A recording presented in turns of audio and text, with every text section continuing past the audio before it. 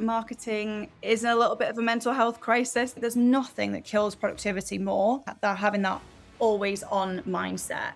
And when everything feels urgent, we all stay within that fight or flight response, which is a survival technique. We're always on, we're always looking for the next threat. And maybe it's not a big threat, but sometimes your boss sending you a message on Slack feels like a threat. And it's so important that we set these micro boundaries with ourselves and stick to them, because that creates a lot of self-trust, which then helps with decision making, with creativity, with loads of different things. Psychological safety is a non-negotiable. It needs to be there. Otherwise, we are all just in this sort of heightened risk state where we're not doing our most creative work. We're not being as productive as we could be. We're constantly assessing ourselves. We're constantly analyzing ourselves, trying to optimize ourselves, and really constantly looking for, how did I mess up there? How can I do it better next time? And it's good to have that awareness, and it's good to want to improve, but we're not projects. We're not websites to be optimized.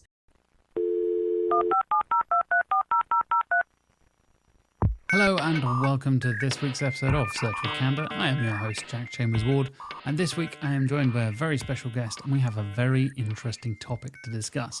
I am joined by Jasmine Granton, and we're talking all about the mental health crisis that is happening in SEO and digital marketing right now.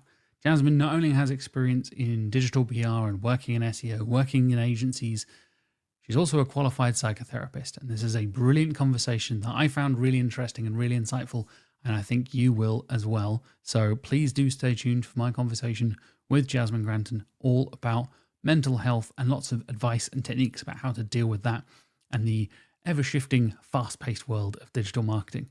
Before I get to my conversation with Jasmine, of course, please do like and subscribe if you haven't already on YouTube.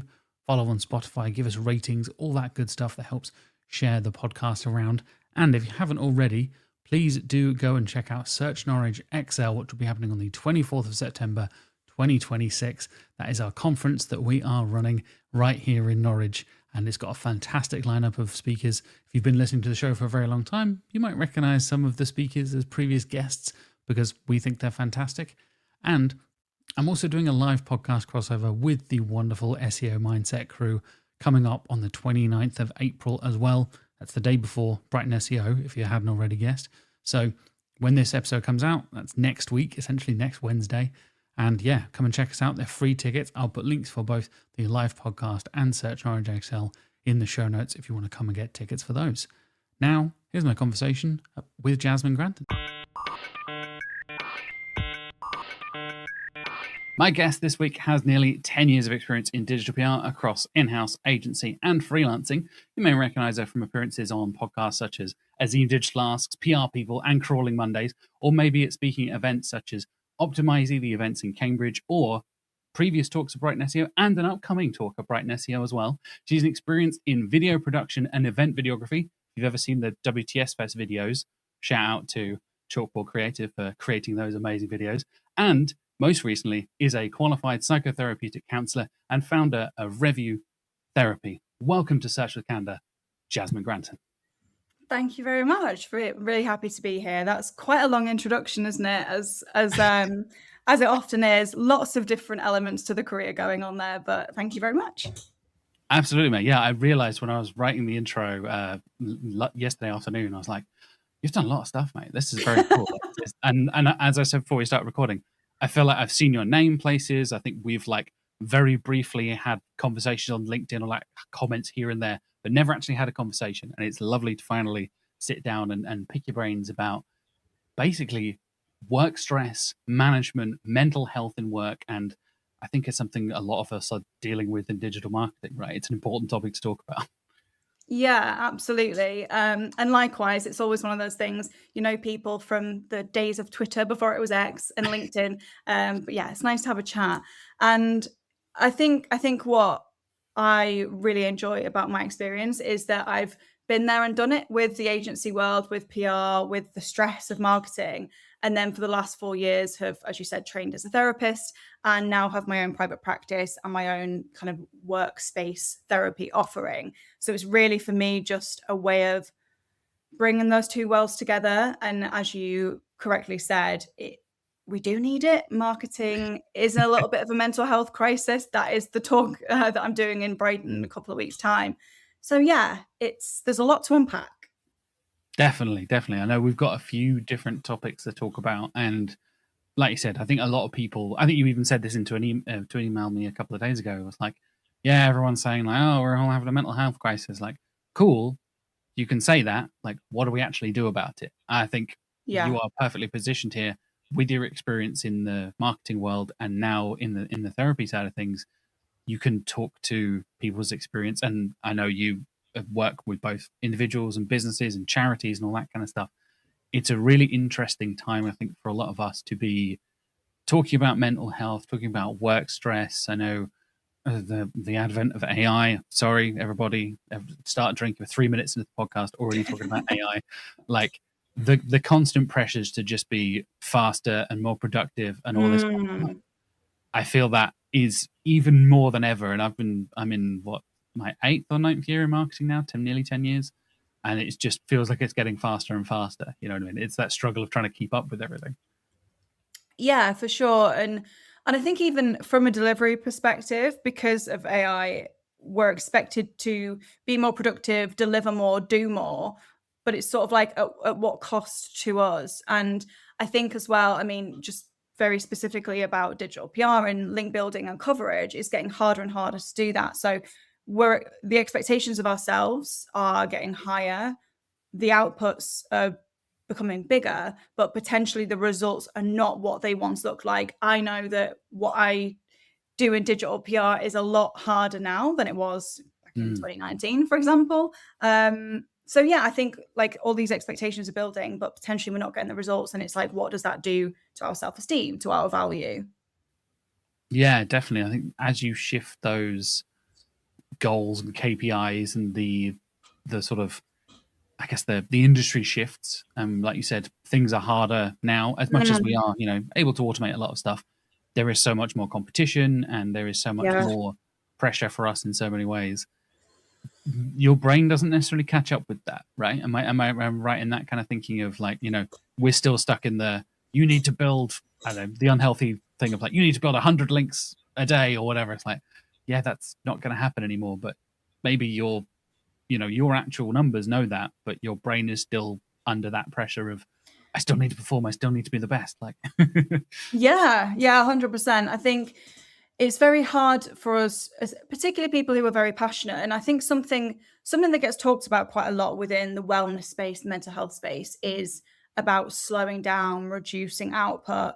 And that's not necessarily something I always agree with. I think ambition is brilliant. I think people who are driven, most people who work in marketing are high achieving, highly successful people, and they want to get results. There's nothing inherently bad about that.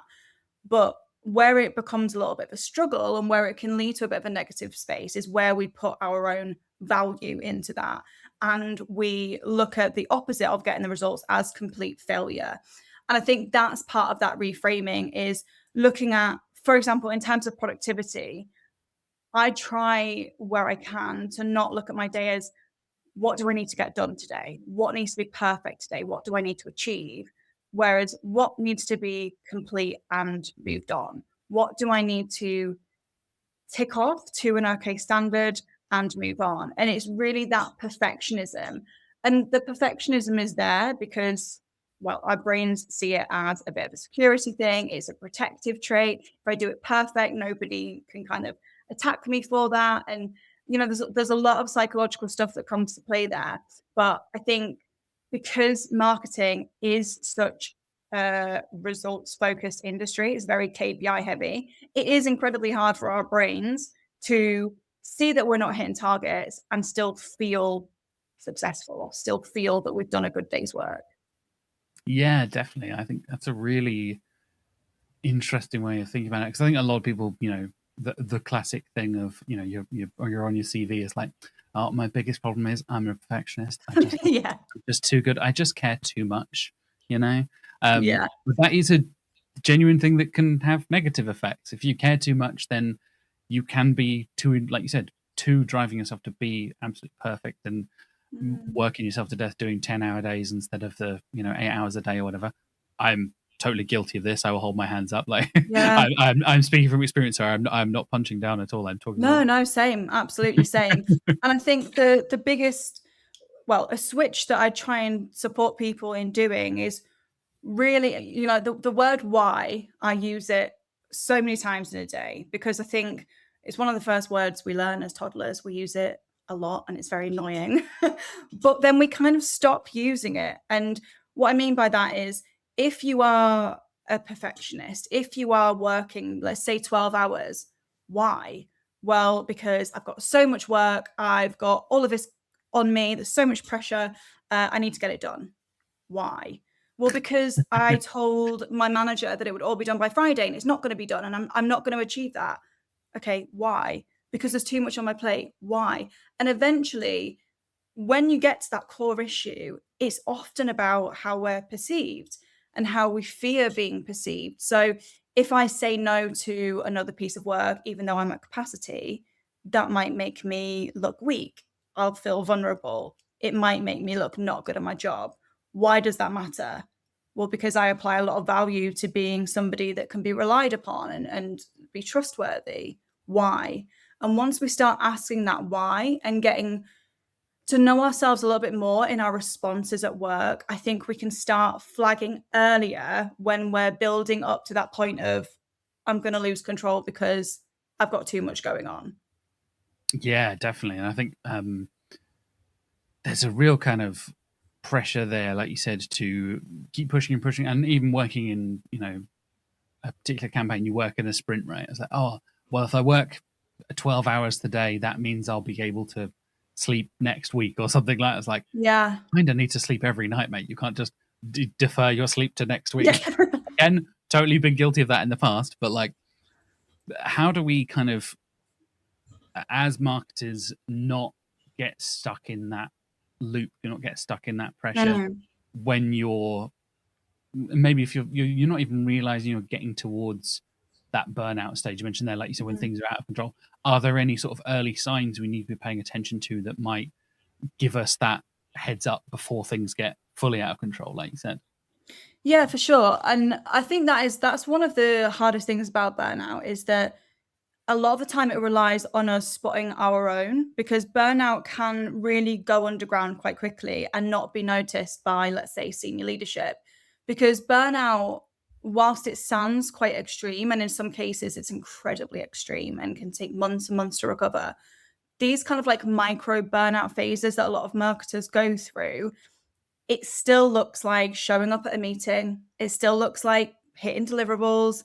It still looks like you're doing the work, but inside you're sort of running on empty. You're feeling depleted. You're finishing the day and rest doesn't really affect you in the same way it used to. It doesn't kind of revitalize you in the same way. So I think what the best thing to look out for is rest isn't effective anymore. You just don't care. And that's to kind of another level of there's not caring in a way that you don't let it bother you. But if you genuinely don't care what you're doing on a day-to-day basis, that passion has gone, the curiosity has gone. If you're not looking to learn, if you don't want to do any of that stuff, it's either a sign that maybe the career is not for you or that burnout is starting to present. Your energy levels are something to be very, very in tune with. Yes, we all start the day a little bit tired and then we maybe have a coffee and we go into a meeting and we pick up, and yes, we maybe all have a bit of a dip at 3 o'clock, but if that pattern's changing and if you're feeling kind of depleted all day and again that rest isn't actually activating you in the evening and you're still on that loop, those are really serious signs to keep an eye on. And also remembering that the mind and body are incredibly connected. Are you Mm. getting ill more regularly? Are you feeling in your body? And this is, it's kind of a slightly over repeated piece of advice, but it's so valuable in wake up in the morning, not reaching for your phone and taking 30 seconds to a minute, check in with yourself. How am I feeling? Where, where are feelings in my body? Is your chest tight? Do you have tension in your shoulders and your neck? Do you feel that sense of dread? Just before you allow your brain to be distracted by technology or by kids or dogs or whatever, allow yourself 30 seconds just to register how am I feeling and track that, because we love data as marketers, but we're often not that great at collecting our own data. Yeah, definitely. That's something I've been trying to be more conscious of recently myself. Like you said, not the first thing not being reaching for your phone and start scrolling straight away, and the last thing not being reaching for your phone and Mm, scrolling and all that kind of stuff. Even if you're in bed with your partner and stuff, like you might roll over and then you're both on your phone. It's like, yeah, or like just have a conversation or yeah. like read a book or anything like that. That's the things I've been trying to do is like, you know, get away from the screen and like you said, do things like journaling. Like the very Mhm. last thing I do before I, hopefully go to sleep is summarize the day, write thoughts down, all that kind of stuff. Like you said, you then have data to look back on of like, oh yeah, I really didn't enjoy Tuesday last week. Like, why was that? And you write down like, I got 4 hours of sleep. That's probably why. Yeah, that might be why. Yeah, it might be up there.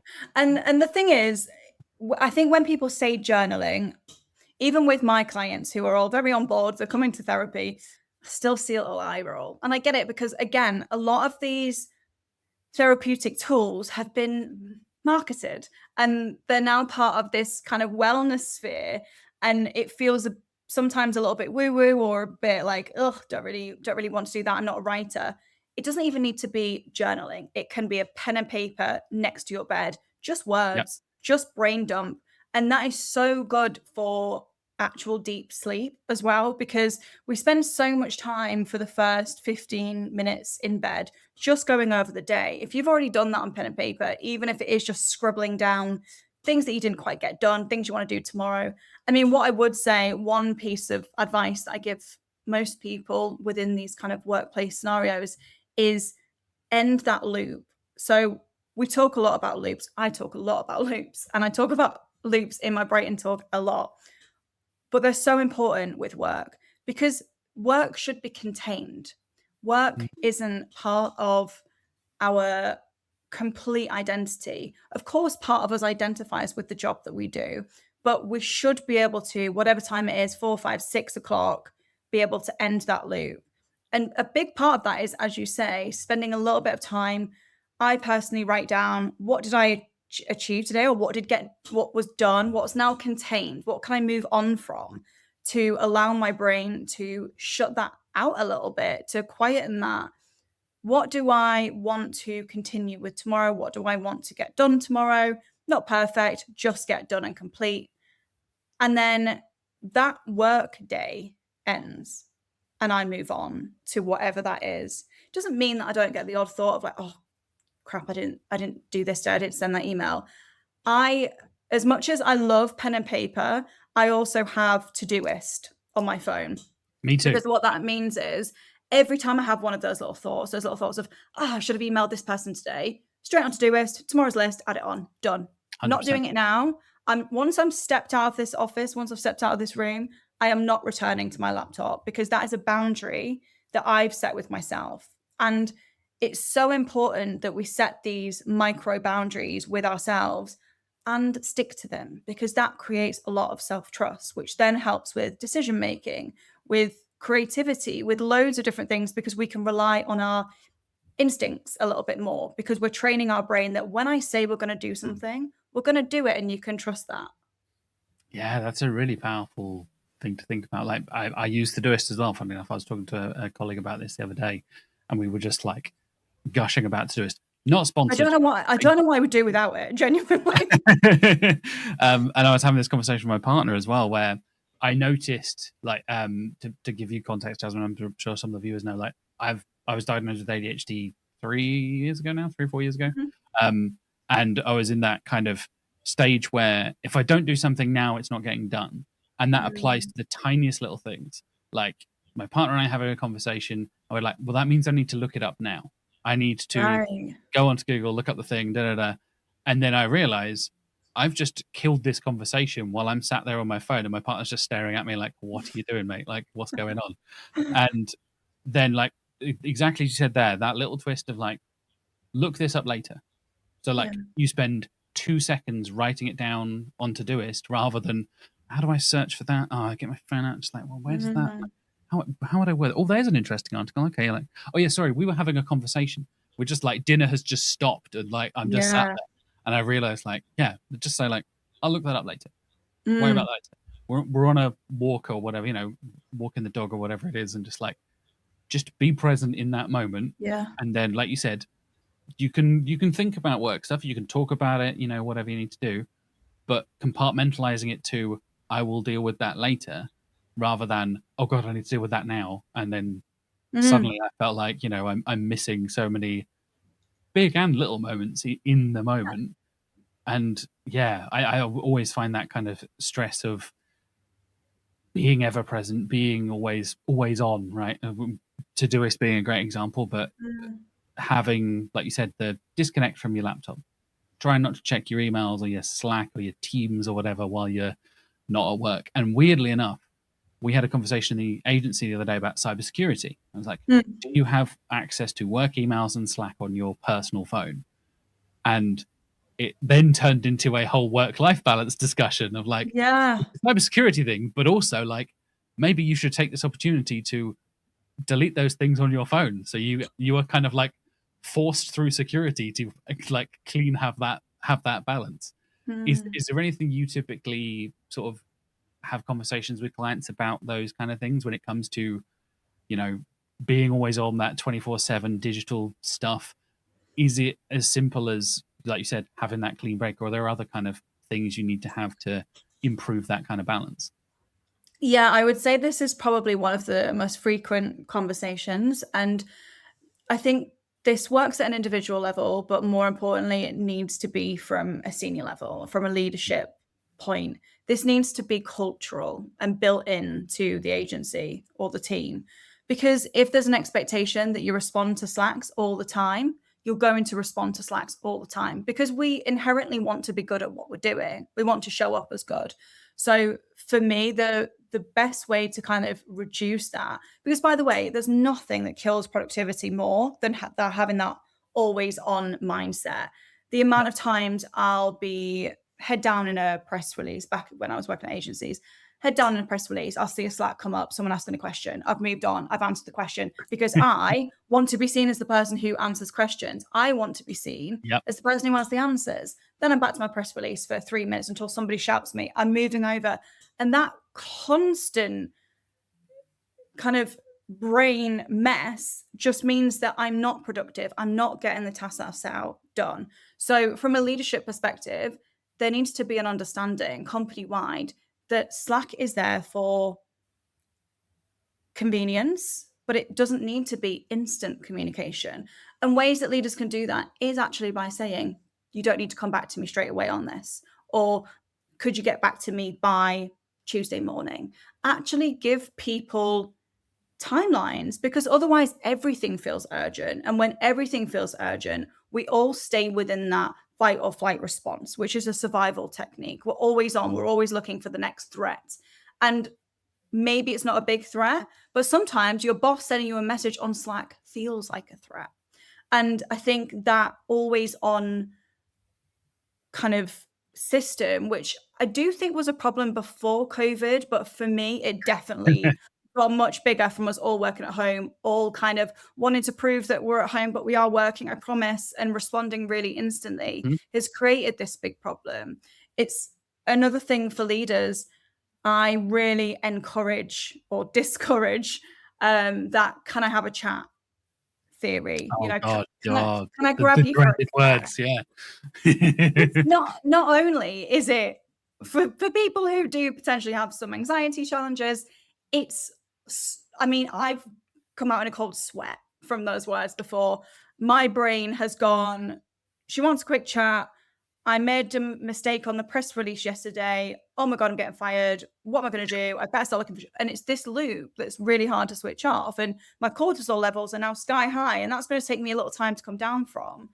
But equally, you're just interrupting people's workflow, even for those who maybe don't struggle with anxiety and actually having a quick chat doesn't bother them in terms of their mental health.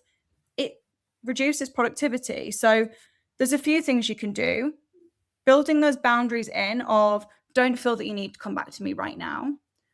Also, in meetings or across communications, making it very clear that nothing needs to be done outside of working hours. Mm. And if it does, that's a real rarity, and really kind of highlighting that. But also, leaders need to model that behavior. It's not enough to just say it, they need to be doing it too. Because this mental health problem that we've got is not just a junior exec level, it's not just a middle manager level. A survey that I did quite recently, CEOs, the big bosses, they are struggling too. So this needs to come from the top down. This really needs to be built in culturally. Yeah, I think that's a really interesting, like you said, like work culture discussion there. Because I've seen an example. Mark, our marketing director here, has a email signatures like, "I work unusual hours. I don't Mm, expect you to reply to my emails. yeah, Reply to me during your normal work hours." It's a tiny little thing, but if, like, because of various different things and life stuff, and like we're saying, like kids, dogs, whatever else you got going yeah, on, you might have to work some weird hours, but not putting that pressure on other people, especially people who are your, like, who directly report to you. mm, Like, I might reply at 9 p.m. because I had to do other stuff today and I'm working, yeah, my hours like shifted. I don't expect you to finish your evening normal relaxing stuff and then reply to me at 9:30 or whatever.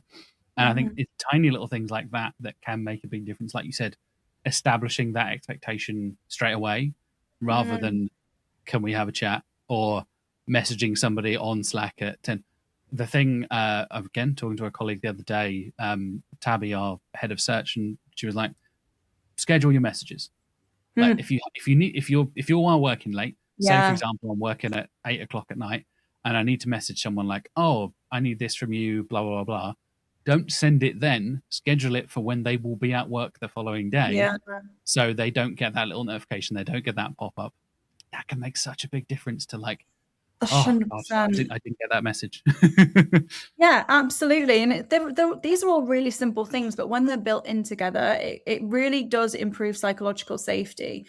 And for people to be productive, for people to do their best work, psychological safety is a non negotiable. It needs to be there. Otherwise, we are all just in this sort of heightened risk state where we're not doing our most creative work. We're not being as productive as we could be. And I think, it's one thing talking about it from the perspective of helping individuals' mental health, which is what the focus should be.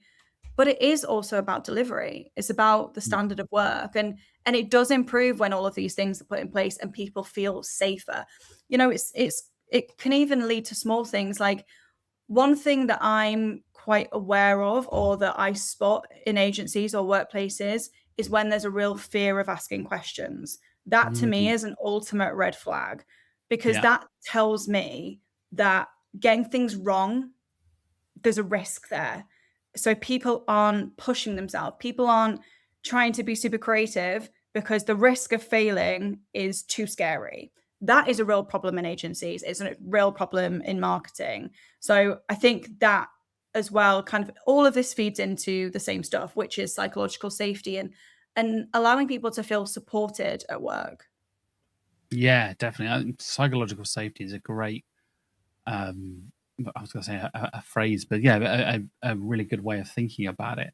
Because, Mm, like you said, little things like, do you feel comfortable asking a colleague for help, or is it you don't want to speak to your manager? And a perfect example you gave there of, like, how is failure dealt with in your company? yeah. Like, do you see it as the learning experience? Do you see it as Yeah. a big deal? Or are you about to get absolutely chewed out and, they take you off to the little meeting room, but everyone in the office can hear your boss going Yeah. absolutely mad and screaming at you and all that kind of stuff, right? We've all been in those offices. We've all worked Mm, in those kind of situations. Or is it like, I know something went wrong. What can we do about what went wrong? And what can we do to make sure that doesn't happen again? And what did you learn from that?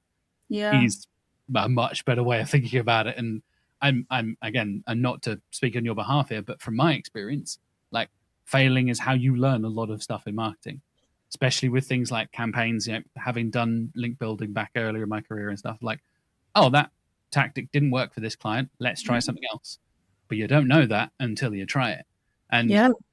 obviously, failure being a learning experience is an overwrought phrase, But I feel like when it comes to writing content, when it comes to link building, when it comes to PPC, when it comes to all these different elements of marketing, you learn a lot from what doesn't work as much as you learn from what does work. And being given a space to be able to fail comfortably Mm. without being absolutely, screamed and shouted at can be Yeah. a difference between somebody staying around in that job, let alone the industry as a whole, right? Because, as you said, it's so KPI driven.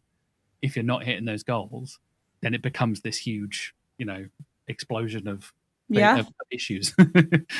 Yeah, and that was something I did at Evolved, had a monthly wash up meeting. So Mm, making these things regular, also again, it creates this feeling of, okay, this we're not just picking up on one campaign that's failed and sitting down and briefing, because that can feel a bit threatening, but actually every single month. So you're creating that regularity around talking about failure, which again, regularity equals safety, because we do it every month. We know what we're in for, we know what we're getting into. Every month, let's all sit down, have a coffee. Let's pick out 3 or 4 campaigns that didn't quite land the way we expected. Let's pull them apart a little bit. Let's talk about what we would maybe do differently next time, how we could improve. And that does a lot of things. For one, it's team bonding, because being able to sit in a safe space and be constructively critical of a campaign helps build that team resilience. It doesn't mean we're not attacking each other. We're just getting used to using safe language around how we kind of are constructive. Maybe it was the idea that wasn't quite solid enough. That person who came up with the idea shouldn't be sat there going, "Oh my gosh, it's my fault. Oh my god, what have I done?" That really needs to be established by the person who's running that meeting of, it's not right or wrong here, especially with PR. Good God, the amount of campaigns I would have put my house on and it's flopped. And then the amount of campaigns that I've just got sort of gone, oh, we'll chuck that out next week. It's one of the best performing campaigns of the year.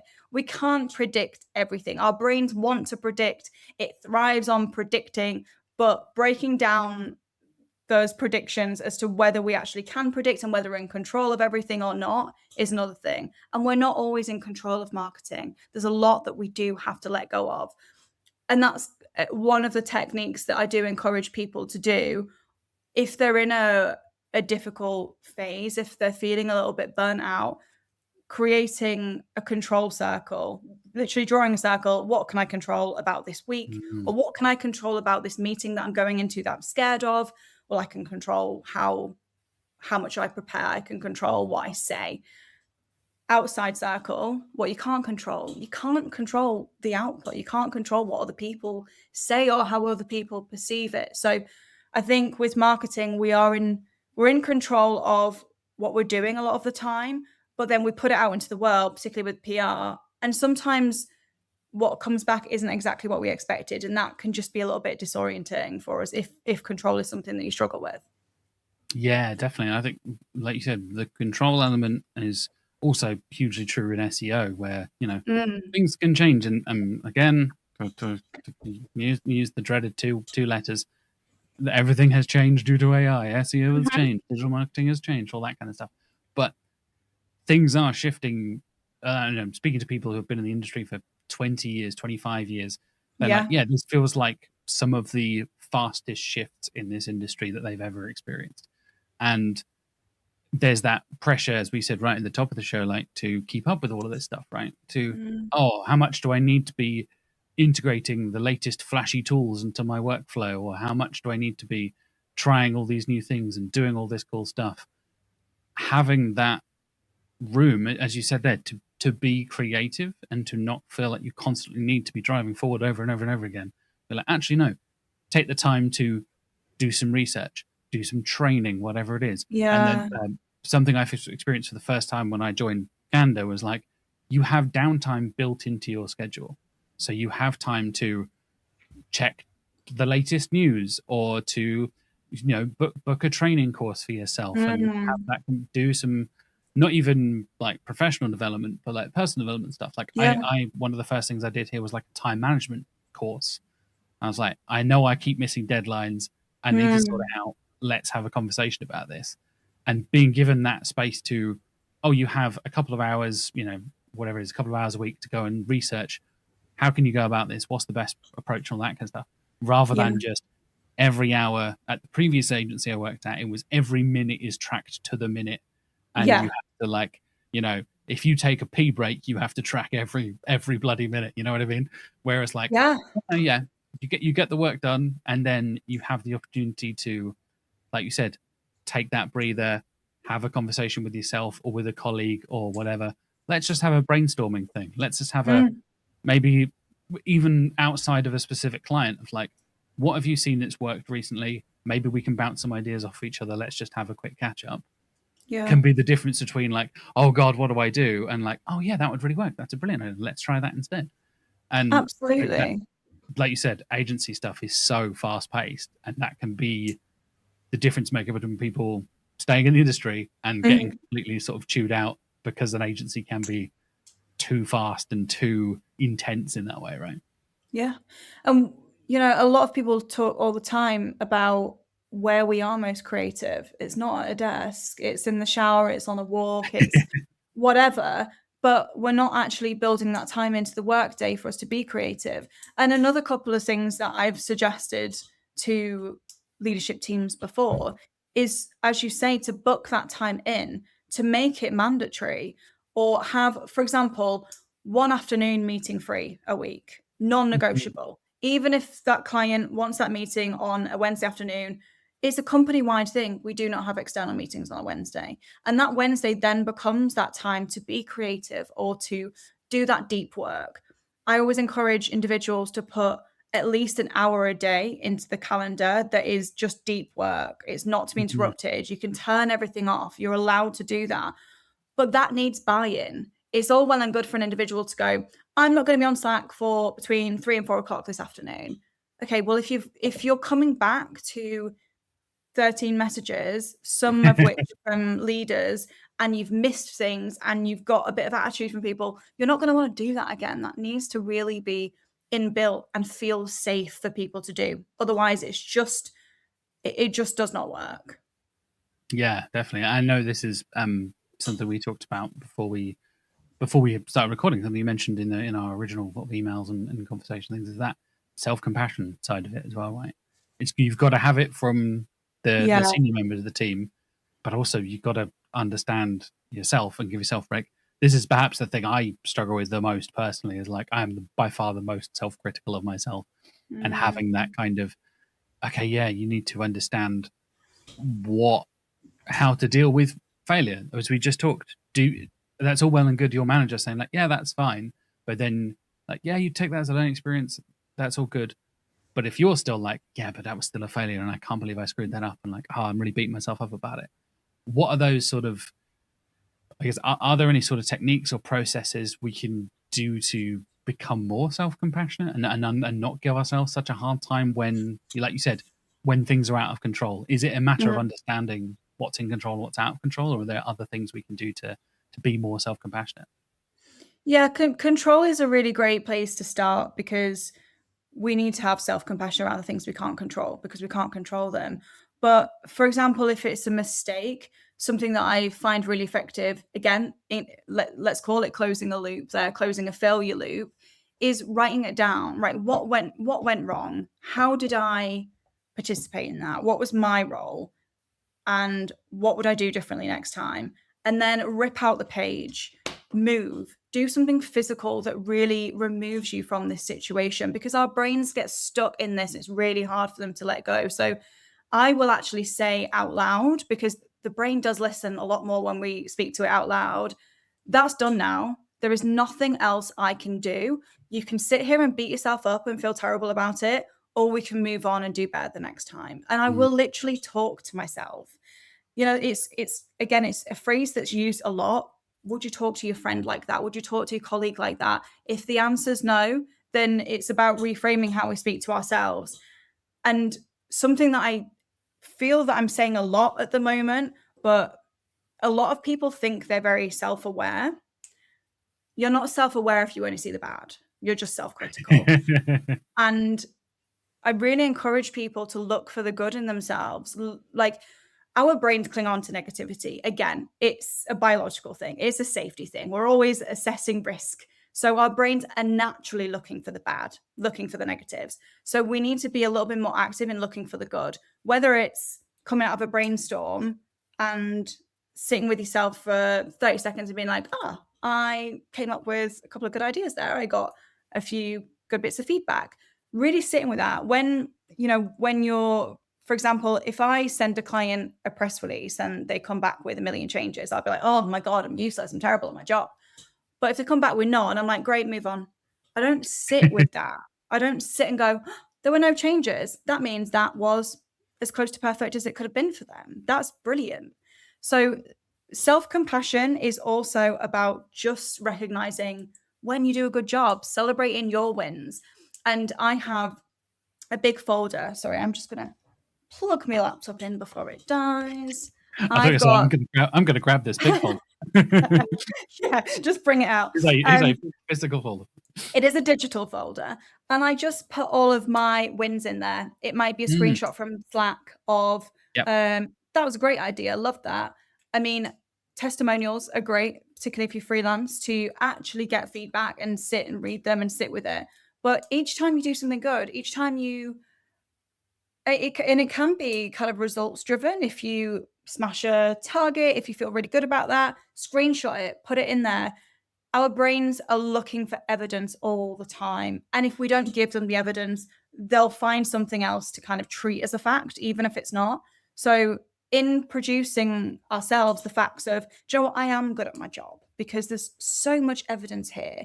Maybe today I made a mistake, but look at all the times I didn't. So yeah, I would say kind of trying to focus on the good. And this can really come into day-to-day life as well. If you're going on a walk, say to yourself, I'm going to look for all of the things I enjoy on this walk.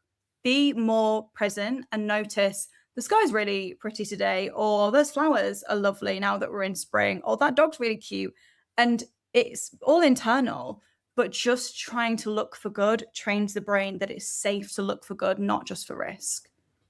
Yeah, I've had that, like you said, the folder of success, or the win jar, the yay folder, the celebration folder, whatever it is. And yeah, you're totally right. There's a nice little thing, again, not to just say like, oh, isn't Candour nice to work at? It is nice to work at. I'm sure but it like, is. we have on our HR system, you can leave feedback for the colleagues, and obviously that can be a thing for like managers to leave feedback for, in our future appraisal we'll address this or whatever, that kind of thing. But also you can leave positive feedback and say like, Nice. I worked with Jasmine on a campaign, she was brilliant, she did it super fast, there were no notes, like absolutely nailed it. And just that little thing of like you said, even if you don't feel that straight away, and you might not take the time to be like, I absolutely nailed that, Jack didn't even need to edit anything, it was just like nailed straight away, no notes.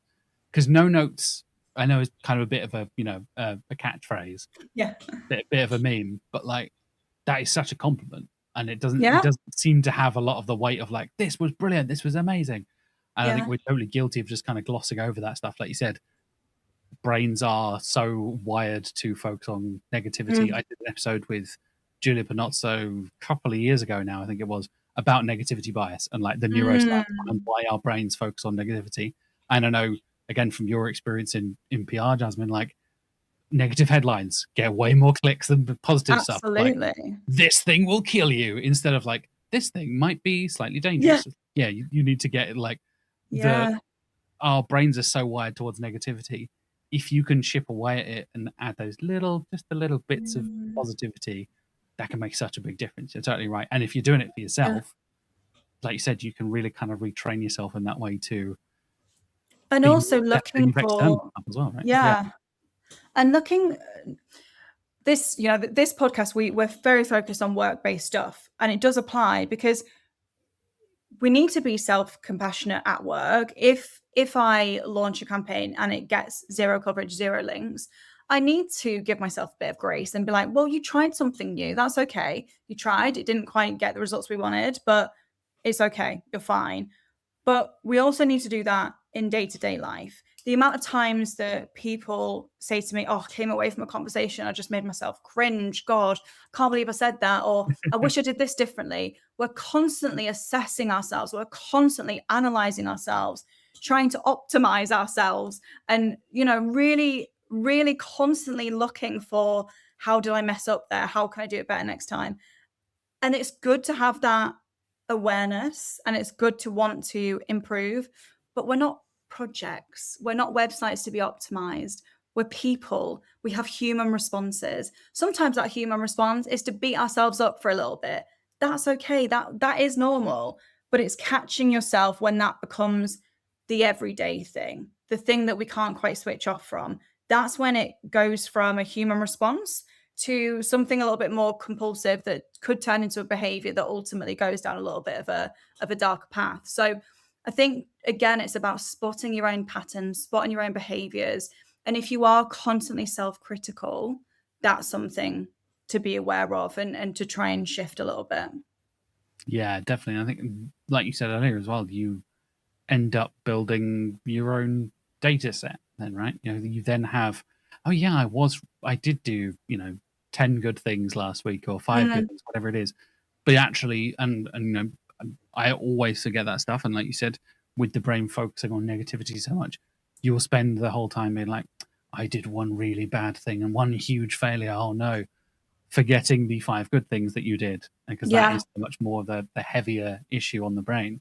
But actually having, like you said, that folder, that little piece of evidence, that way to track, like, yeah, actually I did really good things. And not to be too, careery about it, but like that's also a thing you bring up in like appraisals. If you want a Yeah. raise, then you can be this sort of like, hey, by the way, every single colleague I have worked with on this project said I kicked ass and here's why.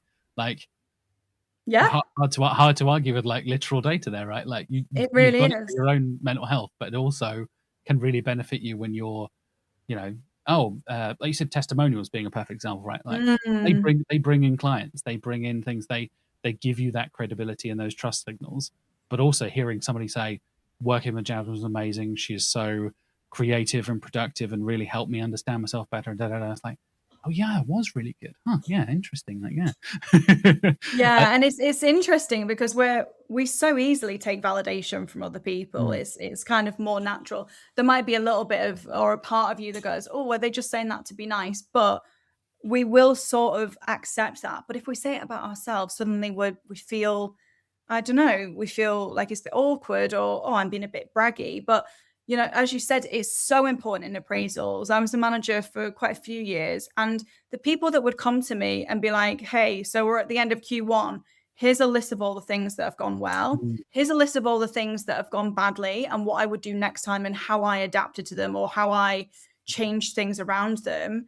Here's some nice feedback about me. And the next role I want, I've already looked at the job spec. I'm already doing these things. How can I turn around and go, you're not ready? Because you've presented me all of the evidence. And as you said, it's a nice hybrid thing to be like, this is evidence for my brain that I'm doing a good job, but equally, it can be evidence in terms of progression as well.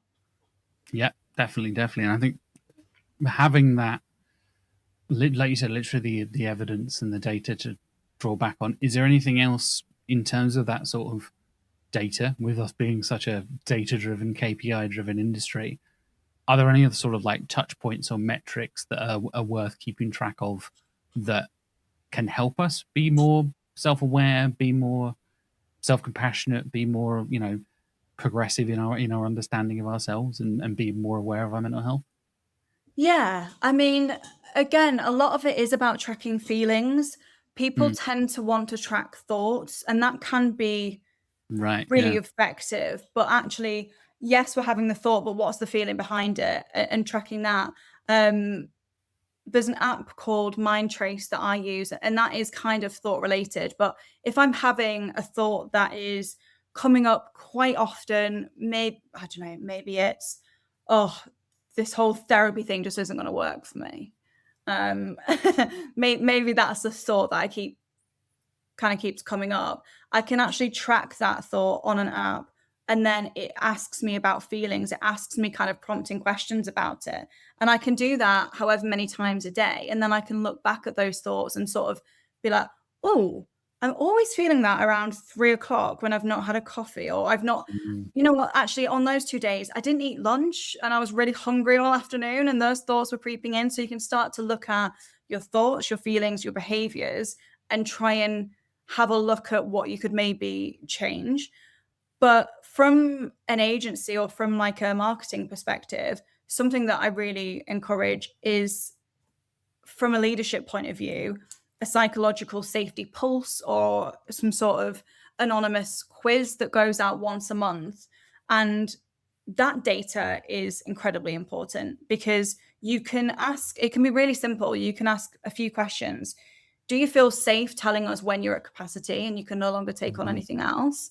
Do you feel safe speaking up about any challenges you're having? And do you feel safe to fail? Even those three markers, if you get some data on that and compare it monthly, can really allow you as a leadership team to look at where the problems are, look at the teams where failure isn't celebrated, it's not kind of encouraged. And how is that affecting their creativity? What have the last quarter of ideas looked like? Are they all rinse and repeats from last year and they're not actually doing anything new? That can really help from a company level. But I think from a personal level, a lot of it, again, I don't want to encourage over optimization of us as human beings. So a lot of it is sitting with feelings. And I know it's easy for me to say that as a therapist. It's very hard to explain how to do it in such a short amount of time. And it's something people really struggle with. And I think we really struggle because we've avoided feelings for a long time. We have tried to optimize. We're constantly trying to improve as people, but in doing that, a lot of the time we are just avoiding what's going on. So if you are if you are feeling or if you're thinking that you're worthless, if you're thinking that you're rubbish at your job, sit and ask yourself why. What is the feeling behind that? And just journal every day. Write down. You can do a scale to 10 if you want of how are you feeling about your relationship today? How are you feeling about work today? How are you feeling about whatever? And if you want data on it, you can do that. You can do it over time and have a look at the last month, have a look at the trends. But from a work perspective, for me, that's something that should be done by the leadership team. That's really interesting, man. Yeah, I think that's a really good kind of a way to encourage us to be more self-aware, and like you said, for senior leadership to be aware of what's going on. Like Mm. having, I know there's been a couple of like journaling app type things I've used before, where you literally just have like a smiley face or like a Mhm. color thing or like a number, like you said, like, oh, Yeah. how you feeling today?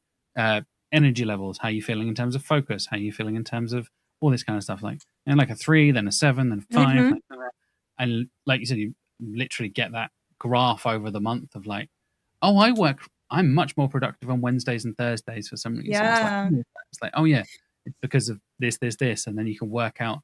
I've even, seen people who adjust their working hours based on those Yeah. things. Oh, like you mentioned the classic 3 o'clock slump, right? It's like, oh, maybe if I start later or start earlier, and Mm.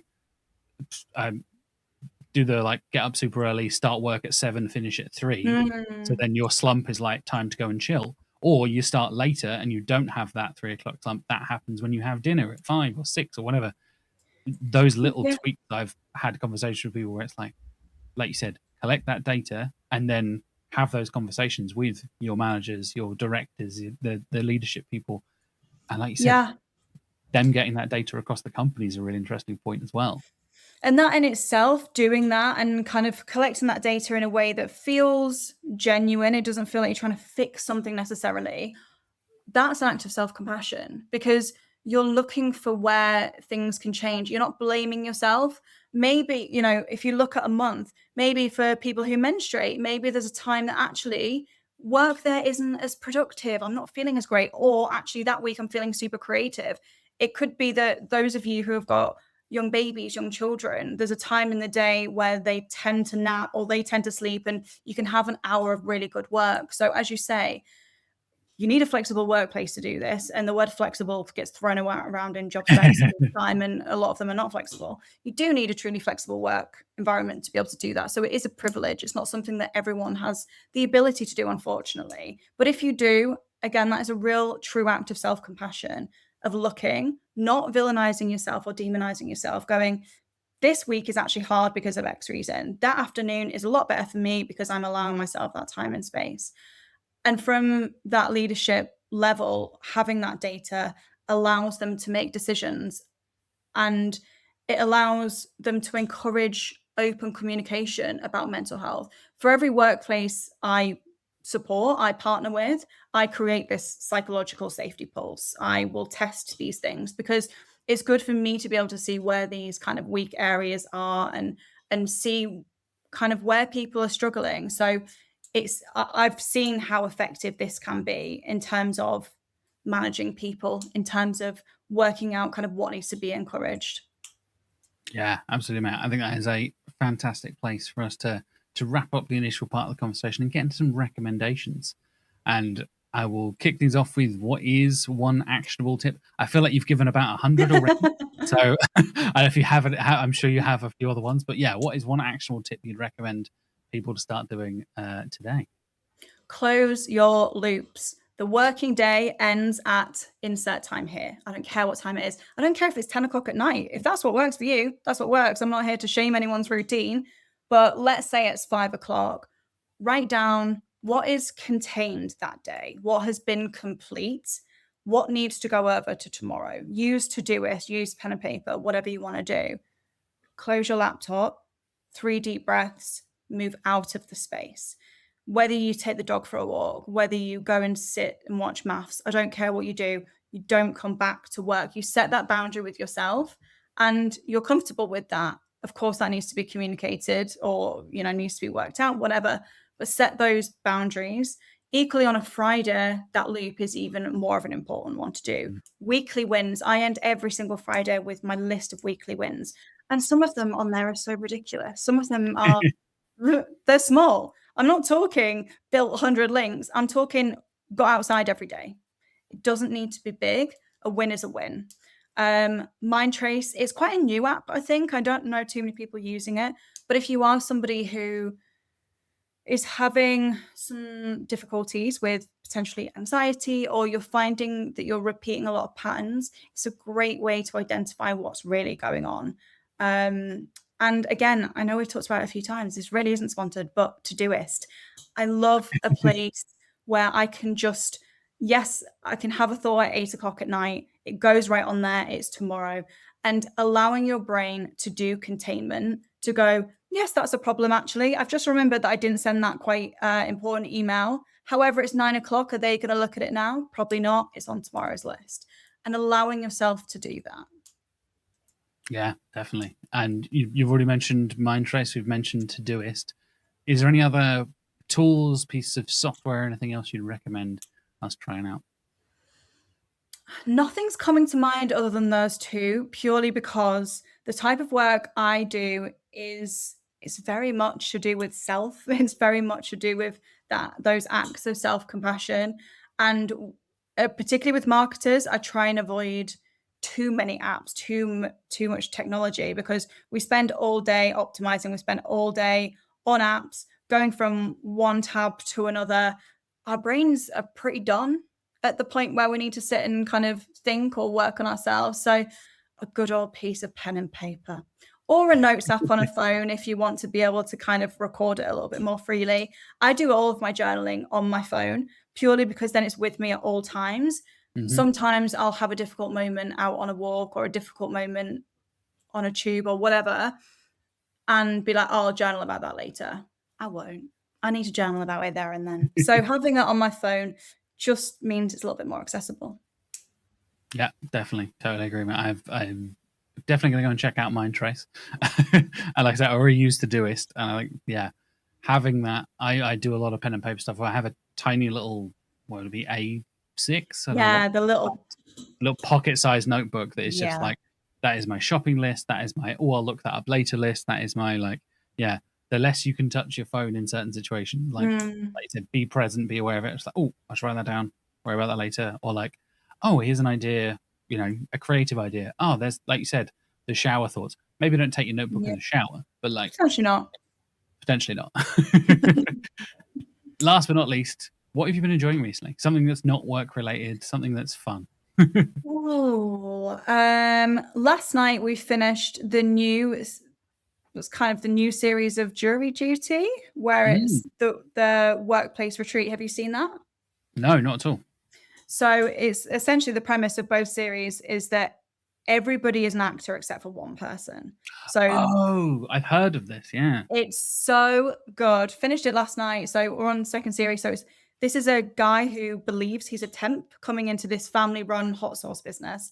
And it's this workplace retreat and it's wild. There's just so many things going on. And it's actually, sorry to bring it back to psychology, but it's a very interesting psychological experiment because this guy has no dog in the fight, but he's so passionate and so engaged. And it's fresh on the brain because we finished it last night, but it's so beautiful. Would definitely recommend watching that.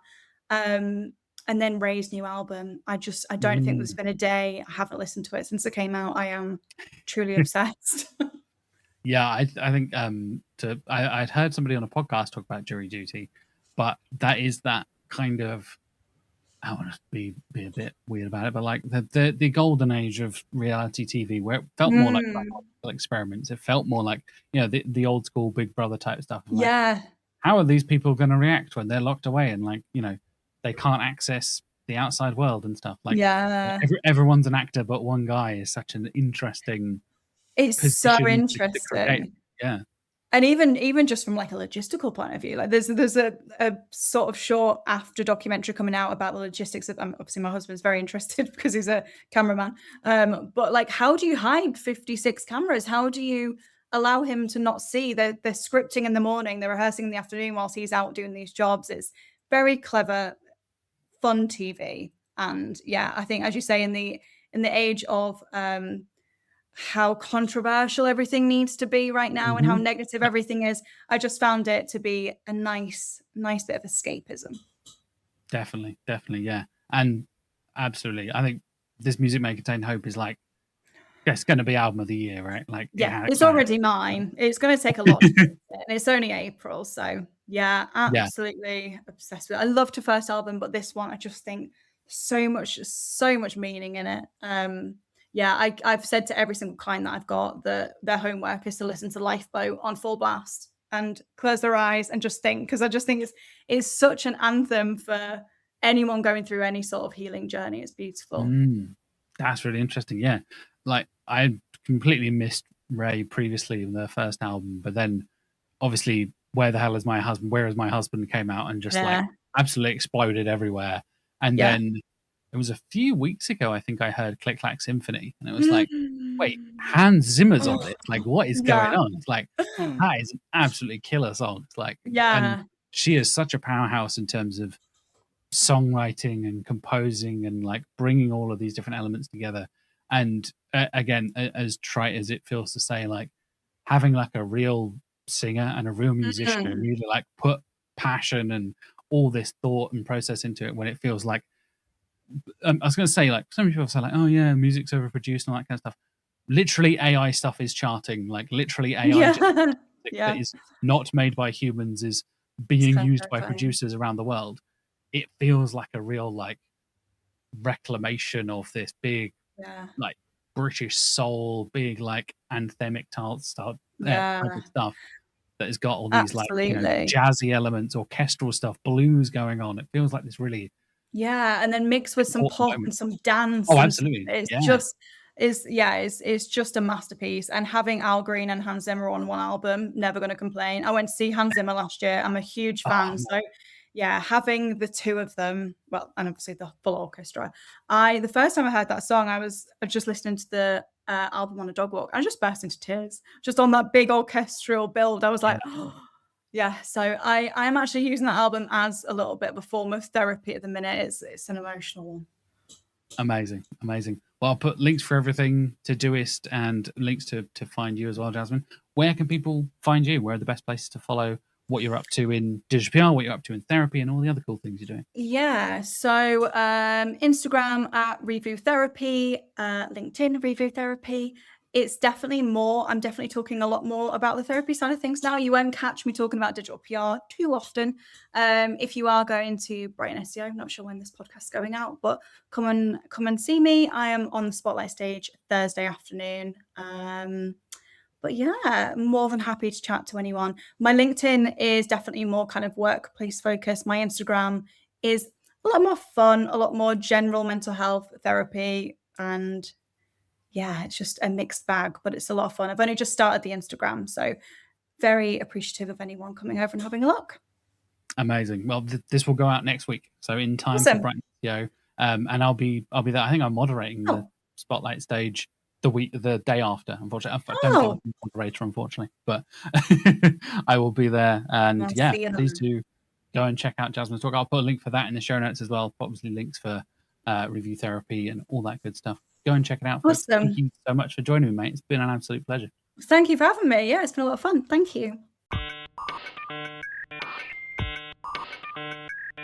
That wraps up this week's episode. Thank you so much for joining me. Thank you to Jasmine for bringing fantastic advice, techniques, and insights about mental health and work-life balance and stress management and all that kind of stuff. I found it really helpful and really interesting. I hope you did as well. Next week, I'll be back in the studio with Mark talking a lot about what's been happening on the SERPs recently. Some interesting things with, you might have seen with some listicle articles getting hit, a recent case study and some data we had from Also Asked, and a few other bits and pieces as well. So stay tuned for next week's episode when Mark and I will be discussing all things latest SEO news and a few other topics as well. In the meantime, thank you so much for watching. Thank you so much for listening, and I will see you next week.